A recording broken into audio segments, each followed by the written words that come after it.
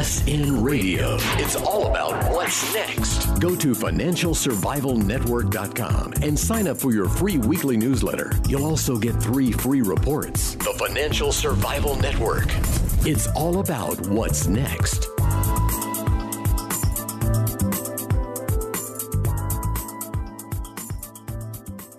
And you are listening to the Financial Survival Network. It's Kerry, Lutz. And it is often said that the fear is worse than the reality. Well, we're one day going to find out whether the debt bombs, the fear of the debt bomb of countries' debt positions blowing up is actually worse than when it happens.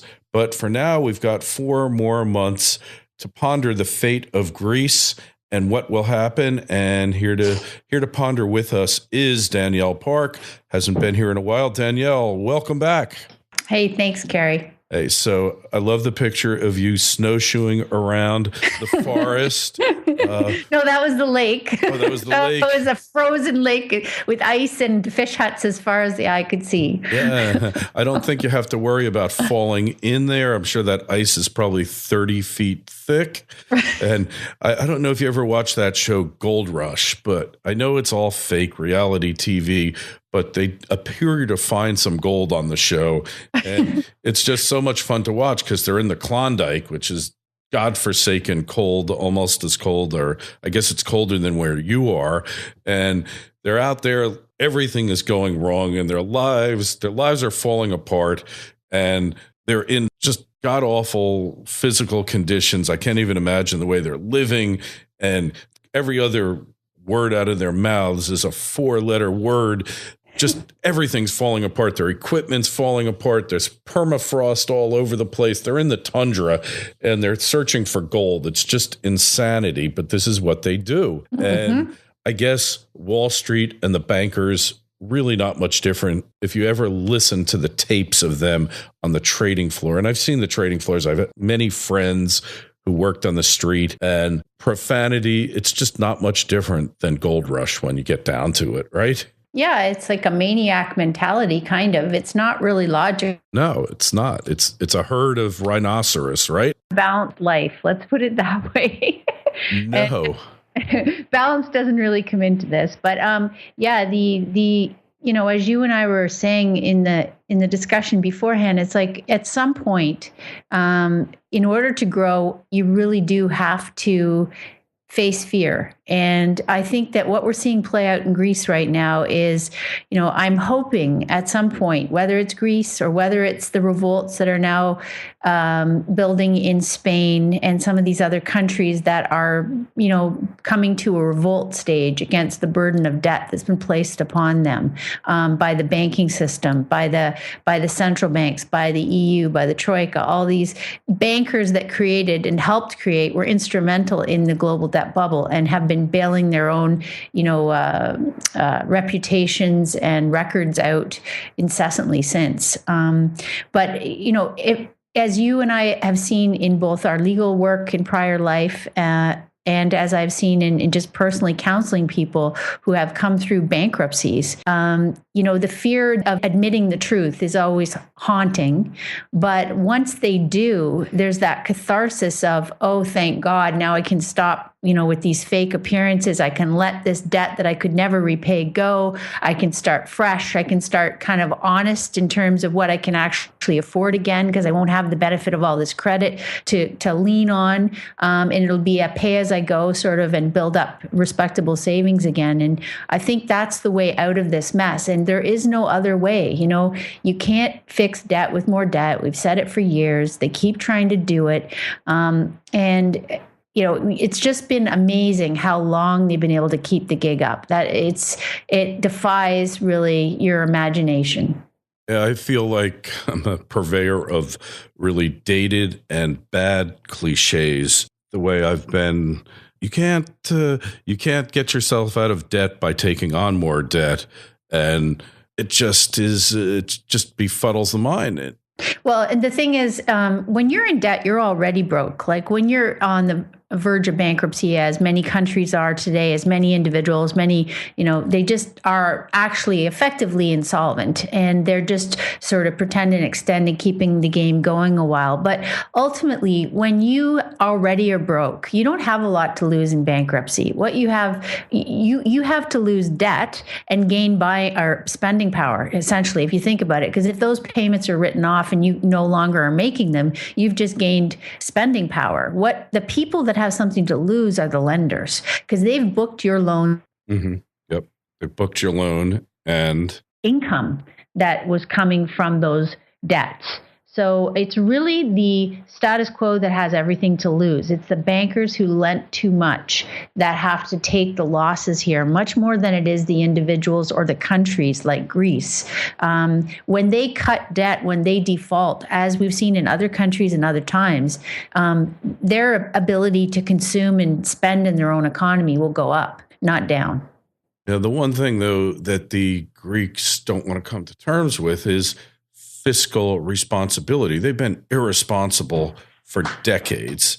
They haven't gotten their financial house in order. They don't seem to want to get their financial house in order. How do you deal with these guys? You sever credit. That's how you do it with everybody. It's how you do it in credit counseling with family or individuals or, that don't want to live within their means. Well, you cut the credit and they suddenly do. It's amazing how that works. What they thought they couldn't live without suddenly becomes clearly not something they're going to be having, and you readjust and you move on. So I'm not saying anybody likes to do it of their own free will necessarily, but again, credit is really the crutch that allows bad behavior and imbalance. And if once you are off the credit line and literally living on your own spoils or your own, income, then I think it sobers you up really quickly. And it's the only way that I know to get people from being sort of dependent, unrealistic, expecting too much for too little, all that stuff, get them off that and onto a independent strength, self-sustaining model. So you saw the riots that were happening with the unions there, and no politician wants to really risk those riots, right? Yeah, but they're happening anyway. And it's interesting when you see, for example, the memo that came out for the extension in Greece this morning. It was delayed yesterday, and then finally, supposedly, the new Greek government set forth a letter to the Troika saying, here's what we agreed to for the extension. The irony is, of course, it comes out then after the fact that letter was actually drafted by the same members of the central banks. So in other words, it was just a sleight of hand. The Greek government didn't actually put forth a proposal, which we all waited to see if it was approved. No nonsense. That letter was drafted by the actual lenders themselves again, and supposedly accepted by Greece.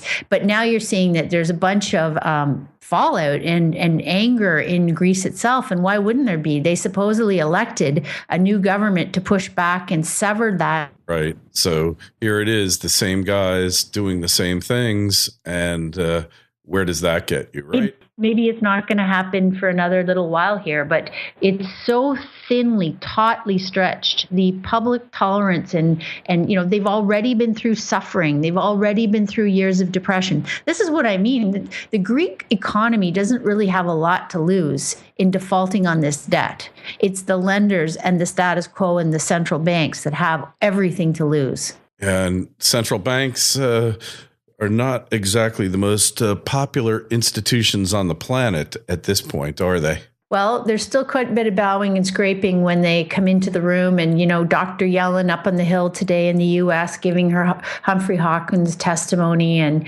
there's a lot of, I have to giggle in the morning when I hear, she's going to be, quote, grilled on the Hill today. And I really don't think that the politicians are capable of grilling the central bank because, again, it's like the politicians are infants as well because they've been aided and abetted in their idiotic ideas versus and habits vis-a-vis extending credit all these years. So in other words, the central bank has been like the debt provider or the mechanism provider for their prolific habits the past number of years. And so that's a very unhealthy, a codependent arrangement. And they're all kind of in denial because, it's like I told you, I turned on Bloomberg this morning and there's, Tom Keene, and he's surrounded by, the head of economics from, BMO Harris and the head of strategic something else from UBS. And it's just like, this is, America's most wanted. These very people are the institutions and the actors that have been breaking the most laws in the world for the past decade and getting away with the most theft and the most illegal conduct. And so we're still so far giving them all great, accolades and deference and, being very civilized. So we still are nowhere near the breaking point, it would seem, in that. Yeah, besides the U.S. government, but the U.S. government, none of the laws that are passed seem to apply to them anymore. The government, the U.S. become a lawless nation, a nation that the rule of law no longer seems to apply to in many situations any longer, Danielle. Absolutely. But, Bill Black brought up a good point not too long ago, which reminded me of something, which is in my work as a defense lawyer, when a person wanted to plead guilty, what was the first thing that the court and the prosecutor required? They required an agreed statement of fact, right? Admit exactly what you as the actor did wrong, right? So what robbed of the past several years while, the banking cartel has basically taken over the political process and the legal process and negotiated with all this, neither admitting nor denying and all that. What we've really been robbed of is a public record that you can go back and look at to say, what did this individual or this institution actually agree that they did wrong? And when you look at some of the pleas, I recently found a transcript of another plea bargain that was made of an individual in 1999 who admitted to securities fraud and misrepresentation of performance and all that sort of thing. When you looked at the actual guilty plea, it was really quite powerful because, people will talk about, well, I was railroaded, or I was, it was unfair, or it's kind of gray, right? If you don't actually see what the individual that day in court admitted they did in their own words,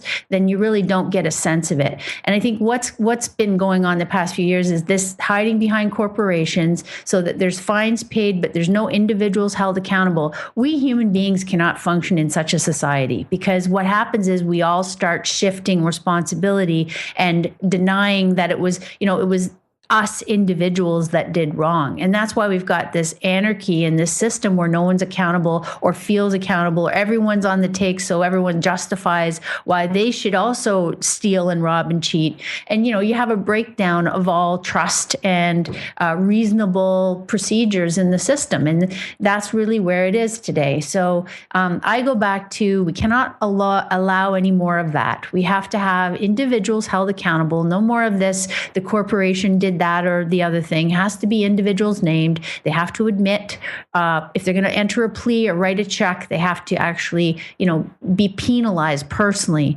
Otherwise, you get no deterrence whatsoever, and the whole system's a farce. Yeah, I think that's where we're at now. The whole system is truly a farce, isn't it? Yeah. Basically, and we have the propaganda machine telling people, not only measuring the data, then skewing the data or changing how the data is measured, and then reporting the data and then front running the data. And I mean, it's such a highly rigged system in every way that for an individual or regular people or actual savings to think they're, quote, investing alongside all these, incredibly distorting forces is a great misleading idea of what you're doing and very dangerous. Right. Investing seems to be an art that's been long lost, right? Yeah, basically. So So where are we going from here, Danielle? Do we go up to where we once were, or do we keep sinking deeper and deeper into the mud? That's what I'd like to know. Well, I think deflation is the dominant force. I think that, the economic data is continuing to disappoint. 90% of the economic readings for the macroeconomy in the last month have disappointed, Kerry. I don't think that turns on what goes on in Greece. I think that the weight of the debt and the aging demographics in the world just continue to mount and push lower. If you calculate the CPI in the U.S., the way that it's calculated in the Eurozone today, the U.S. Inflation readings are actually lower than in Europe, and actually negative. So all this talk about how the how U.S. is decoupling and leading the strong economy is actually, again, propaganda in my view. If we look at the actual readings, and some of them are rigged and jigged and reformulated by the powers that be, but the ones that actually can be measured and followed, if you keep your eye upon that peanut and not upon that hole, what you find is that it's a fallacy. The U.S. economy is weakening. The price of oil has really taken a toll because it was so highly levered. The U.S. economy, the recovery out of 2009 was so much dependent upon the revolution, so to speak, in the energy patch, that decline is now feeding through into lower price pressure in pretty much everything, including, cuts in capex and machinery orders. I mean, it's never ending here. So I think the downturn in the global economy is already underway, and you can, certain things might prove as catalyst to quicken the pace of some of that stuff. Like if you get a massive revolt in Europe and things fall apart, that's just going to strengthen the US dollar further, in my view. It's going to continue to hamper commodities. It's going to be negative for earnings growth. You had a bunch of American companies have recently been citing that they're seeing a lot of pressure. Prices coming down on export goods, the volume of exports is not picking up. So I think that really shows you that this is not just about too much supply. This is about still declining demand. And as a result, I'm pretty confident that we're going to have weakness over the next couple of quarters, and that eventually, no matter how rigged and jigged financial markets are at the moment, eventually the weight of that debt and the weight of the falling earnings and the weight of, low sales will have to have its day. And I just look forward to that price discovery because I think it's going to be spectacular.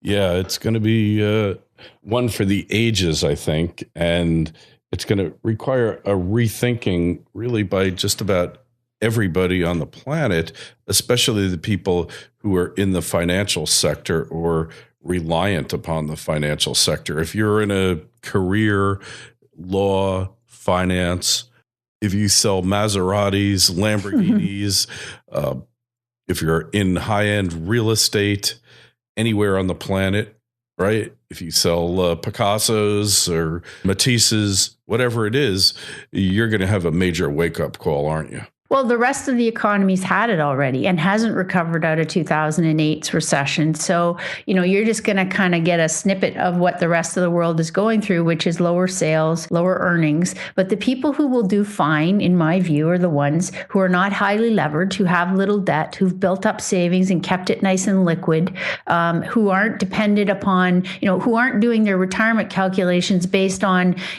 outrageous return expectations because they're highly levered to risk markets. If they've already quit work and they're figuring on taking 6, 7, 8% a year out of their savings to sustain their retirement, then I think they're going to have a problem. I think they're going to find out that they don't have enough savings. But as long as you're not in those categories, as I say, I think that the facing the truth and having the revelation of the way things really are is going to be cathartic. It'll be less daunting as the fear of what that's going to look like. Yeah. So Main Street's already taken the hit. It's Wall Street that deserves to get the hit, but hasn't yet. But their day is coming, huh? Well, supposedly everyone gets their day, Kerry, and we live to see it. Yeah.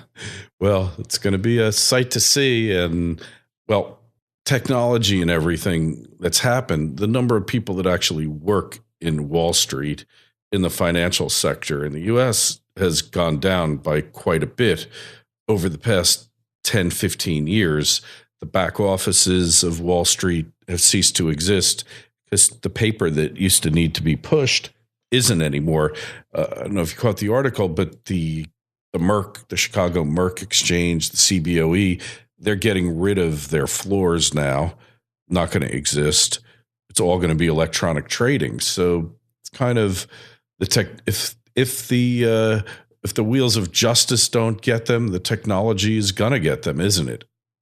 Well, we've got to somehow pair off the casino that has become driven by these algo trading from anything that's to do with actual savings. I really think we need a ring fence of some kind around capital that is meant for long-term investment in savings that needs to be there for pensions and to support people. And we need to, carve that off somehow to protect it from these crazy forces that are, blinking through and doing all this really heavy leverage. So somehow we've got to get those people off on their own so they can blow up and, do their own harm to one another and not be devastating to real capital in the world. So that's tricky. I mean, I can think of many different ways to approach that. One would be by curtailing where they're allowed to trade and making them have their own exchanges. Another is for sure baking up the big banks so that they can't have these trading arms, that the people that are doing that trading are not, attached to the public purse for bailouts. So they have to self-insure, that kind of stuff. But I'm not sure how that will be fixed in the long run. But I do know at the moment it's like having the pedestrians walking on a 6-lane highway with trucks and Porsches racing by and expecting the pedestrians to just walk along with it. And it really is quite crazy and not safe. And surely public policy will ultimately come to divide those two. Yeah, no doubt. I think you are correct. And the day is coming anyway. Danielle, biggest story of the week. What do you think it is? The economy. I think it's the economy. I think it's the weakness. You got the 10-year Treasury selling off again today. You've got oil back around, yesterday came off under $50 a barrel again for crude. I think it's the continued downward pressure on inflationary expectations. I think that is the story. Yeah, I think I'm inclined to agree with you. And I guess we're just going to see more of it as time goes by. Anyway, check out Danielle's site, jugglingdynamite.com. She's got her own commentary in there as well as other important stories. As always, you'll find the link in the show notes to this interview on financialsurvivalnetwork.com. Danielle, have a good couple weeks ahead, and we will talk with you again soon. And don't let the bastards get you down. No way. We'll see you in March when spring's on its way. The Financial Survival Network. It's all about what's next.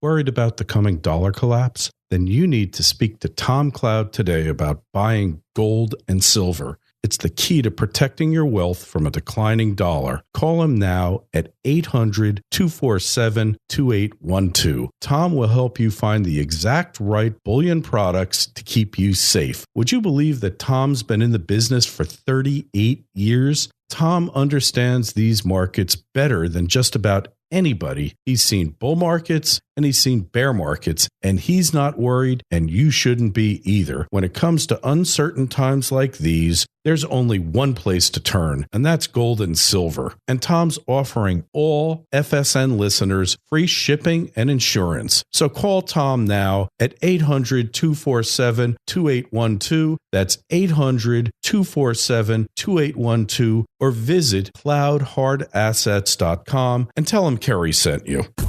FSN Radio. It's all about what's next. Go to financialsurvivalnetwork.com and sign up for your free weekly newsletter. You'll also get 3 free reports. The Financial Survival Network. It's all about what's next.